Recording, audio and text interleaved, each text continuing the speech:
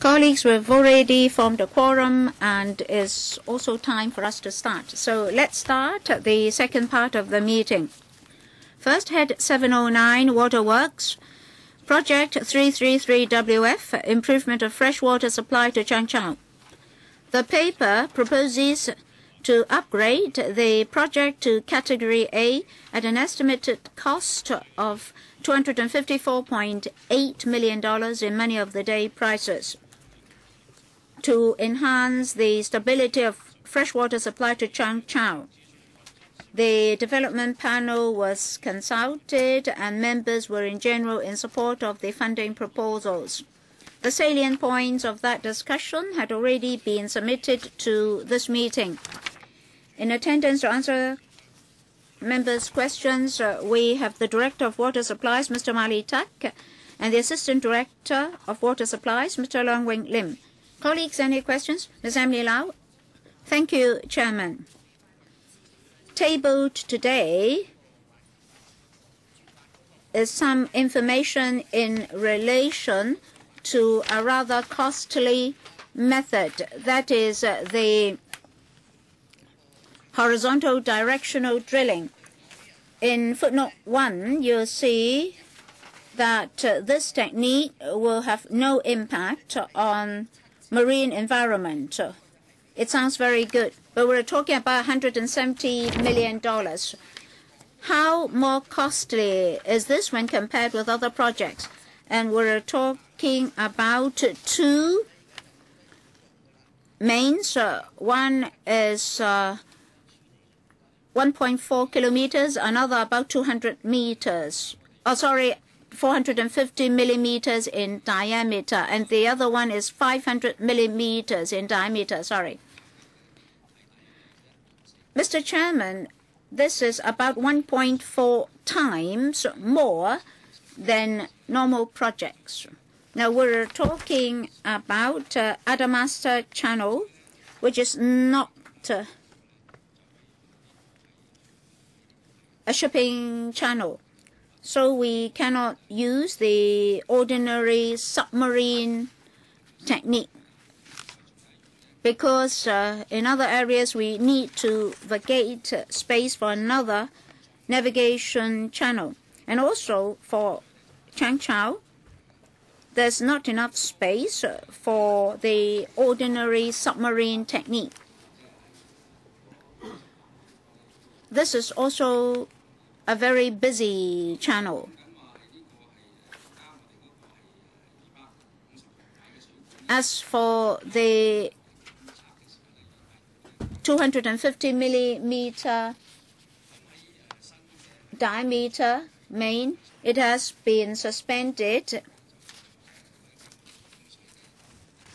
and we have emergency water supply plans for Changchao. If this 250 millimeter diameter submarine water main is to be suspended for use, we have to use extra vessels to provide water, 2 berthing by the shore, and the other vessels will pump the water up to the surface reservoir. So before the new water mains are in place, this is a temporary contingency plan. So another submarine water main has to be constructed to stabilize water supply to Changchao. Ms. Emily Lau, this is a more expensive method. I think you have no other alternatives. That's why you're choosing this method. Otherwise, you use the traditional method. And is this the first time we're using this method? Director? Well, if we have limited space for navigation, then we'll consider using this relatively more expensive method. Indeed, there will be no environmental impact because we are drilling at a very deep depth in the channel. So other methods will have more environmental impact. This is not the first time we're using this method. In other drainage works, we've used the same method to lay the mains. Does any other member wish to ask questions? If not, I put this item to a vote. For those in favor of this item, please raise your hands. Thank you. Those against, please raise your hands. The item is endorsed. Thank you. Next item. Head 708.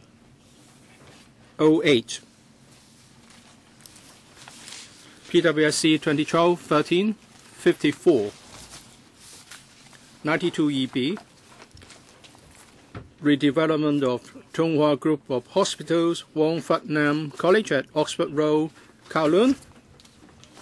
The paper proposes the upgrading of 92 EB to Category A at an estimated cost of $323.7 million in money of the day prices for the redevelopment of Chunghwa Group of Hospitals, Wong Fat Nam College.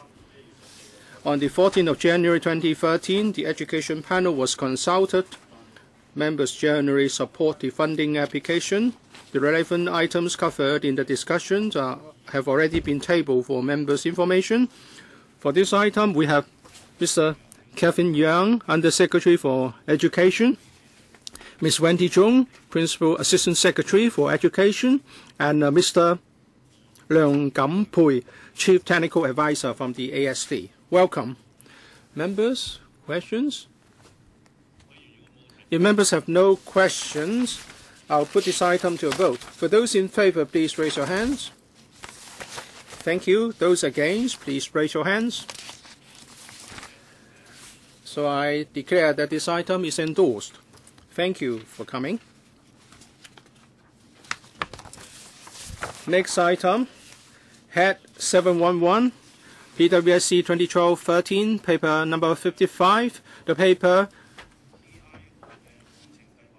recommends the upgrading of 91 TI to Category A at an estimated cost of $37.8 million in money of the day prices for the design and construction of a public transport interchange at Area 13, Heung Shui Kiu. On the 7th of January 2013, the Housing Panel was consulted. Members generally support the funding application. The relevant points discussed at the meeting have been tabled for members' information. For this item, we have Mr. Lau Ka-keung, Director of Highways, Mr. Alfred Yao, Assistant Director, and Mr. Kenneth Wong, Chief Civil Engineer, Housing Department, and Mrs. Rosa Ho, Chief Architect, Housing Department, and also Ms. Irene Ho, Principal Transport Officer from the Transport Department. Members, any questions? If there are no questions, yes? Mr. Michael Tin, a quick point. I welcome the government's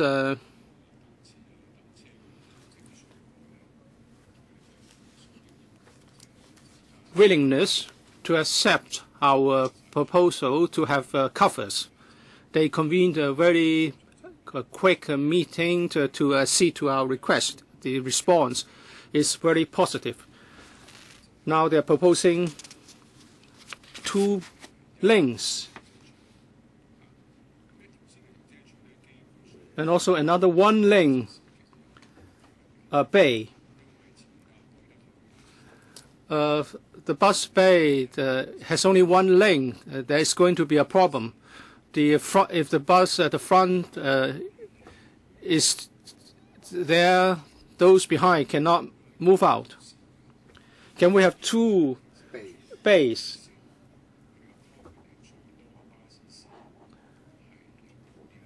Can you have more flexibility? Because we are talking about the same space and the same construction cost, can you provide bays more flexibly? Who can take this question? I'll defer to Ms. Ho from the Transport Department. Thank you, Chairman. Thank you, Member, for your questions. A bay that can allow 2 vehicles to use will be flexible, because you can have 1 route at the front, another route at the back. So the utilization can be very flexible. So we have a double link bay and another single link bay. Or for the double link bay, you can accommodate 3 buses and 2 routes. But for the single link bay, there can only be 1 route. So altogether 4 routes or 5 routes. If you have a double bay for both, you can have 6. It's 3 plus 1 plus 1 under your plan. If we have a 2 double bay orientation, 2 routes each.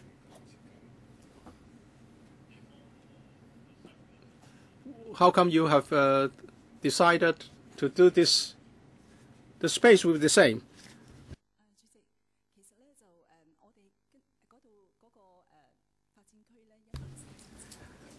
Well, the area would have a population of 13,700.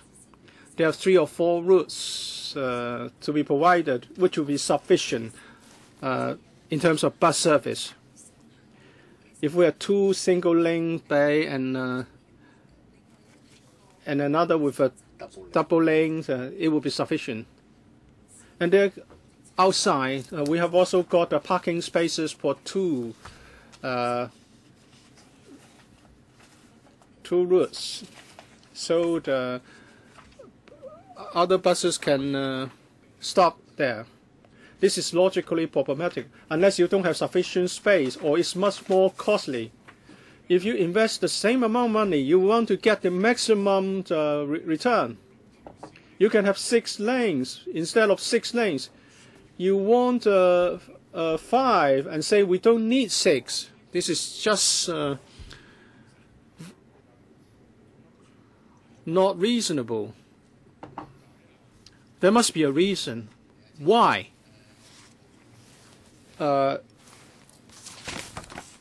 Director? Whether we can have more buses there, we have to do with the safety island.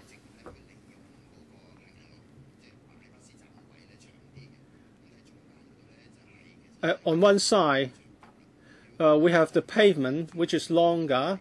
On the other side, we have to depend on the length of the island.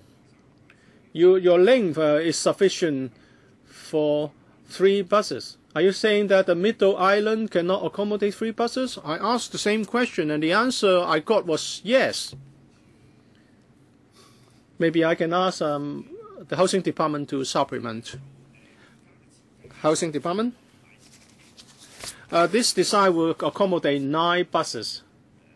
There is a 2 double lane bay, and we have 3.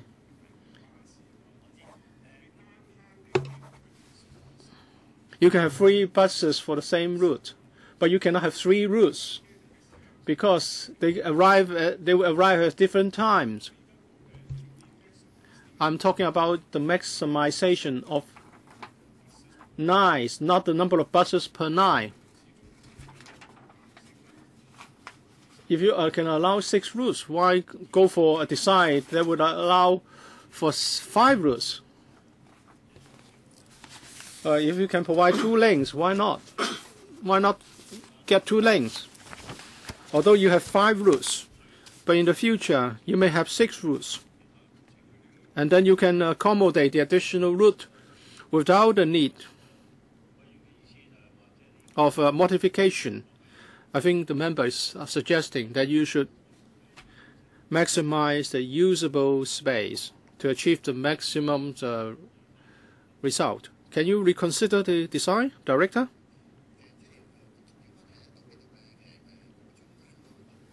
The middle island is long enough for 3 buses. At night, there will be parking buses there. As for the using for picking up and disembarkment of members, they will have to make, for 3 routes, they will have to make twists and turns. There are not sufficient length of 3 bus stops there. not enough room to maneuver. At night, they can barely park 3 buses. But if it's used as bus stops, the length is not sufficient. Well, I hope you can reconsider. If you say that this is just long enough for 3 buses, that's a variance with what I saw. Well, please reconsider. I think the member is just asking you to maximize the utilization. Ms. Mack, I share the views. Last time when we spoke at the panel meeting, we said that there should be space reserved for future expansion of routes. We don't know the routes that the residents would need. The present design is proposed by the Transport Department. Future residents may need other services. If at the time the request is denied because of lack of space, it would not be good. This has happened to other housing estates. When the residents, after the residents have moved in, they want more routes, and it's said that it's not allowed under the design. And this design is frequently used by the housing department. For example, look at Kwai Chung, Cheng Yi, Kwai Sing West, and others. Ms. Ho, for example, Kwai Sing West Estate, this design is exactly the same as this one, and it has come under heavy criticism, especially for the green minibus bay is insufficient. They want more, but there's no space. So perhaps we should have some space reserved for future expansion of services. We want to avoid having to deny residents' requests for more after they move in, and even if we squeeze something in, it would be very congested. And I believe Tin Sum Road would be affected by a tailback of vehicles. So I'm not confident that the facility will be good for buses. The director said it has to do with the length of the island. Can we try to squeeze some space on both sides or both ends to make more space? Well, the roads in the vicinity, for example, Hong Tin Road in the east, would have space for future bus space. To the south, Tin Sum Road, we have also got lay-bys, which can be for buses. So we can have bus stops in the future for more routes. The housing department will continue to fine-tune and improve the design. Anything from the housing department? Chairman, I would like to thank Ms. Mack for her questions. Last time at the other meeting, Ms. Mack raised this. Near Hong Tin Road and Hong Yuen Road, along the 2 roads, we have reserved space for more bus lay-bys. So in the future, if need be, we can provide more. Ms. Emily Lau, I want to raise one further question. Can you not do this now if it's possible? I mean, the reserve space can be utilized now, because you are going to provide those in the future, because the chances are people will ask you for more bus services and minibus services. So why not do it now instead of doing another project in the future? Chairman, thank you, Ms. Mack, for your question. In our building contract, we have reserved the space.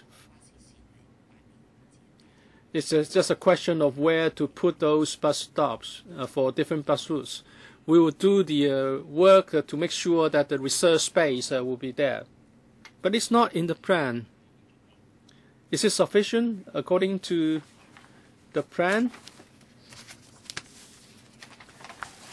This application is just for the 3 bays.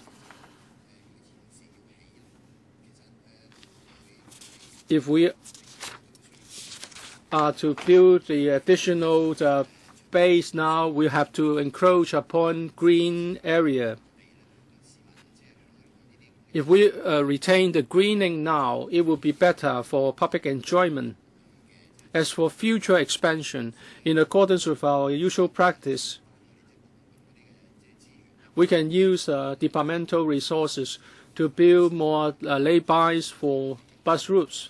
This has been an effective mechanism. Well, I don't understand.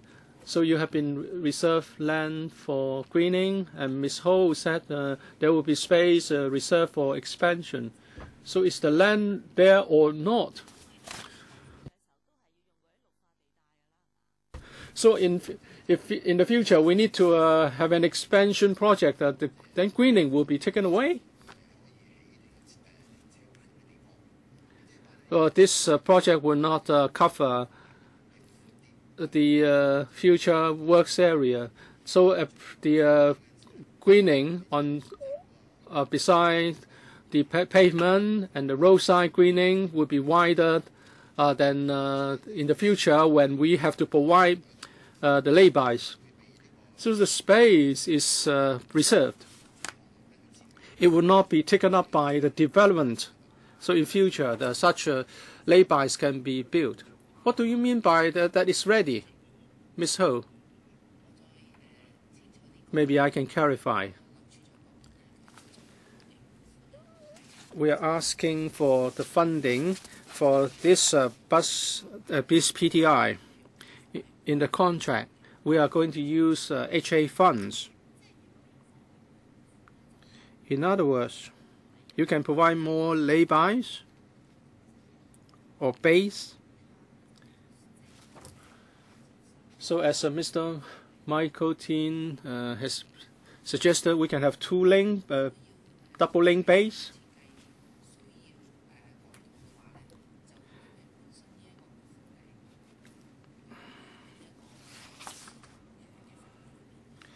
This funding application is about a PTI.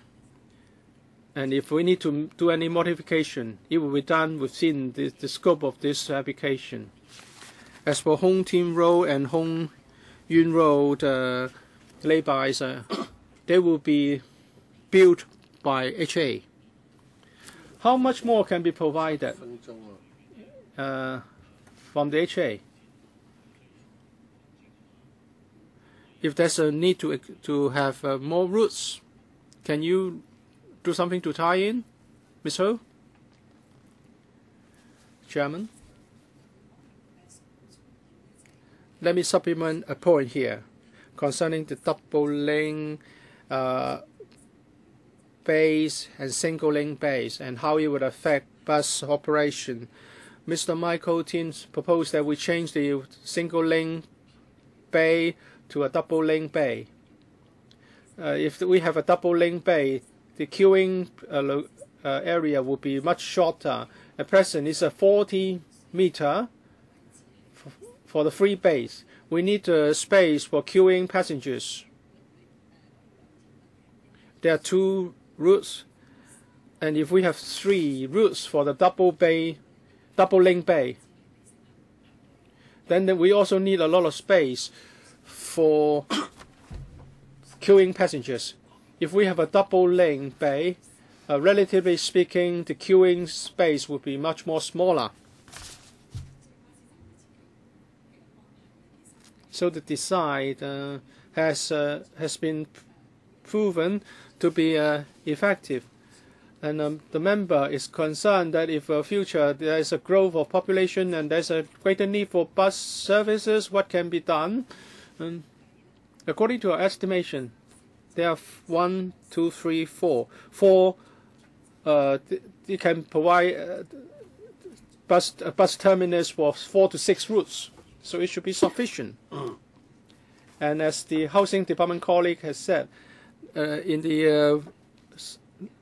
the roads in the vicinity, there are also space for more routes or for more bus termini. TD will closely monitor the situation after the population intake and then come up with the necessary arrangements in the light of the demand.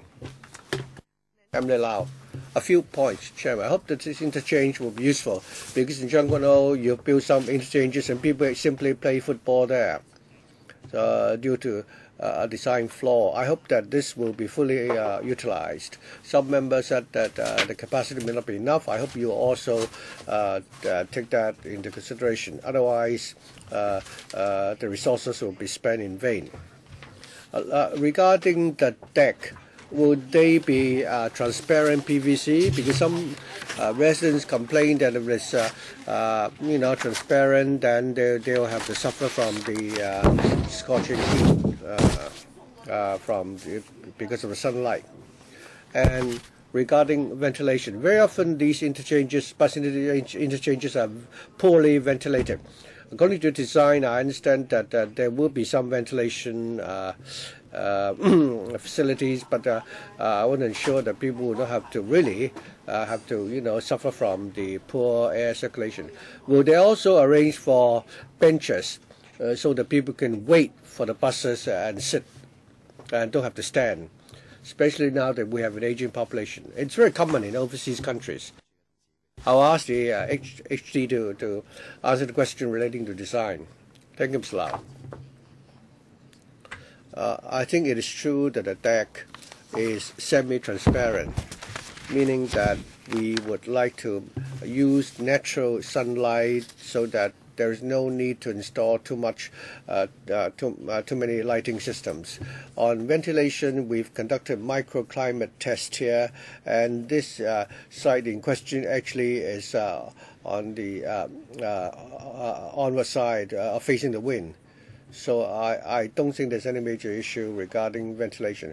Regarding benches, we have the concern that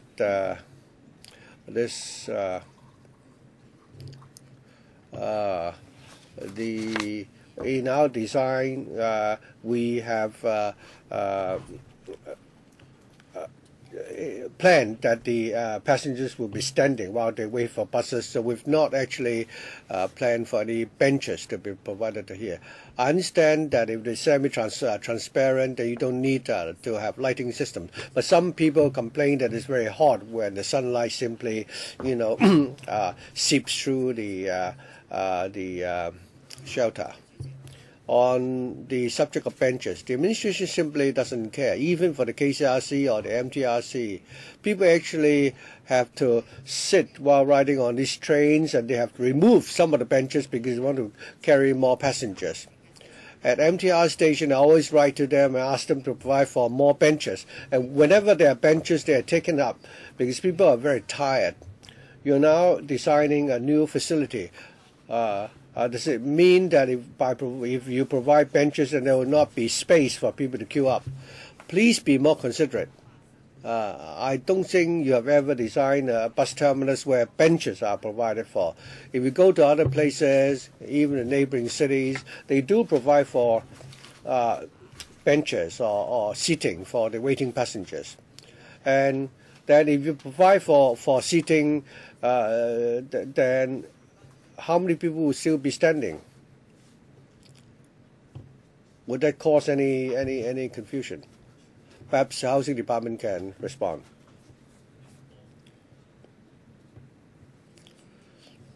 Thank you, Chairman. Basically, we're talking about the constraint of space. On the subject of population aging, I can immediately think of some of the halls under our management. We have provided for stand benches where people can sort of incline towards these stand benches, and these could be provided for here. We certainly consider this a possibility. Chairman, I hope they will really, go back and consider this seriously. Please be kinder to the citizens. You're talking about what the MTRC is doing. They remove all the benches and they give you a railing so that you can, sort of incline against it if you like.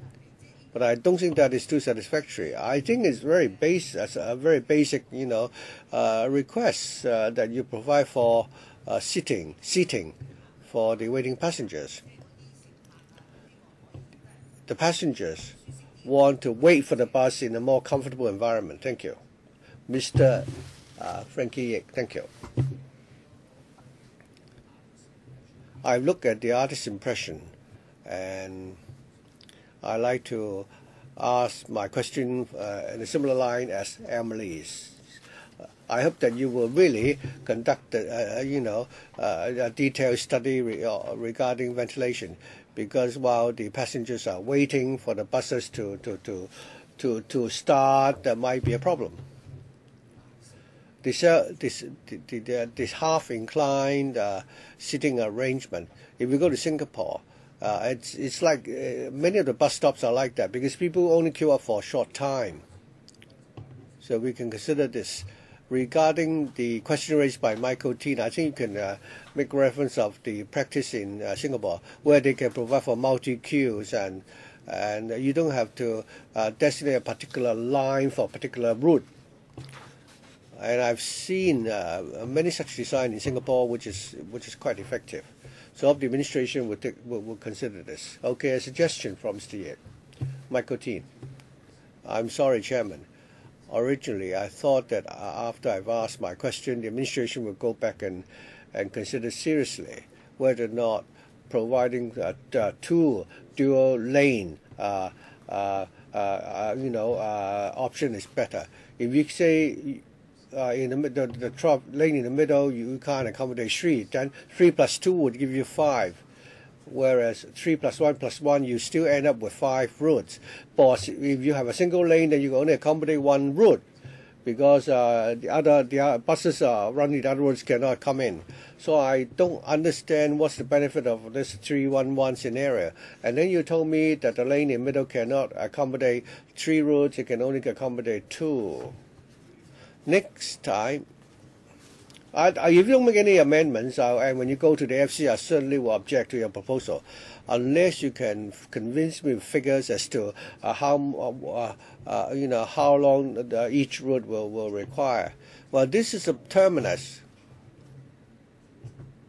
People will not. There will not be long queues. You only find long queues along the bus stops, between termini. So. We talk about Hong Shui queue. 6 bus routes will terminate here.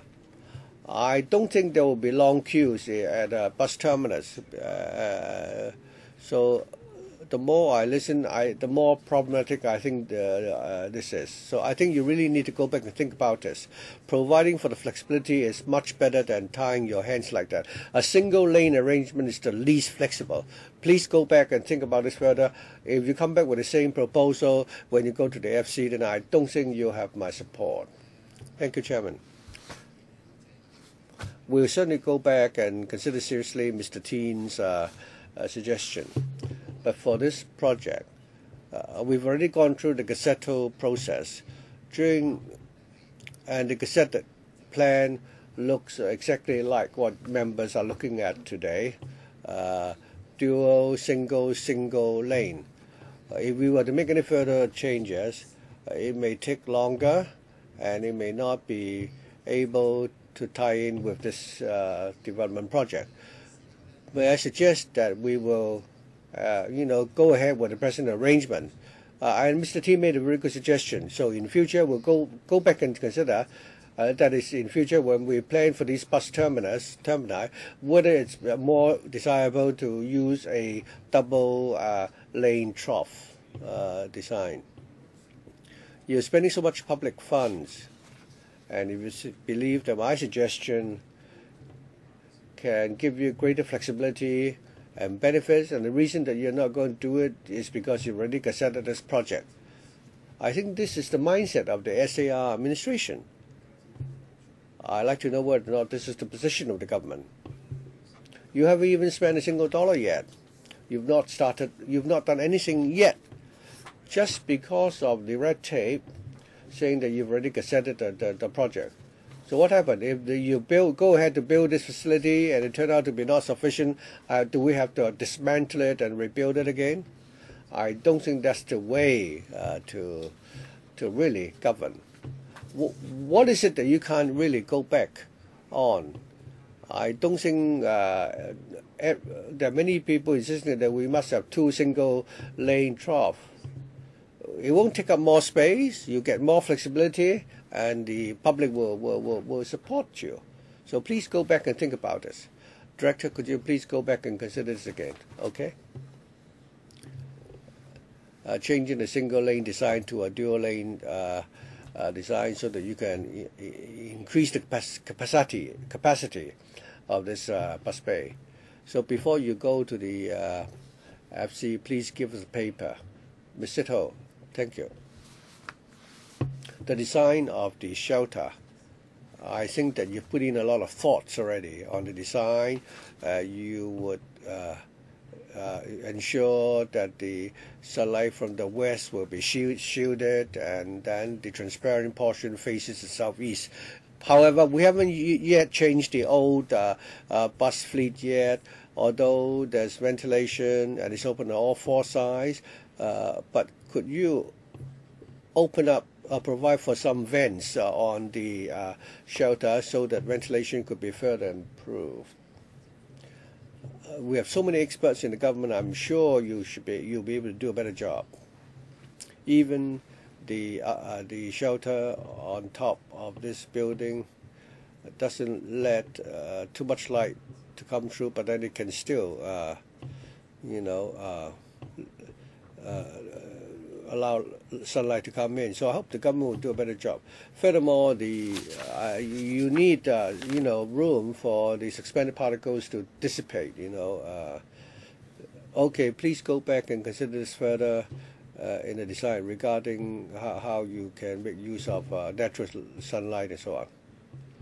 Anyone else? Emily Lau.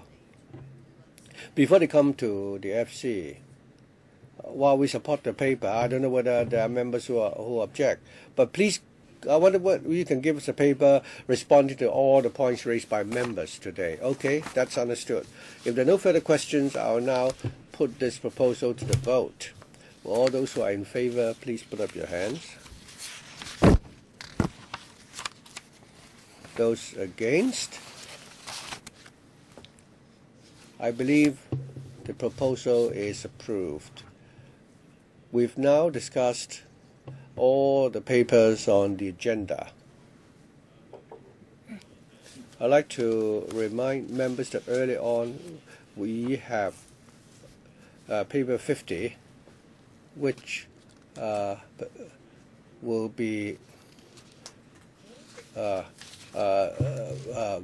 voted upon separately when it's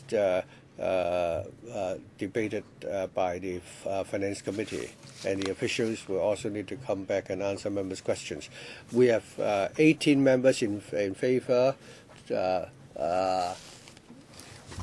18 members present, 13 in favor, and 2 against. So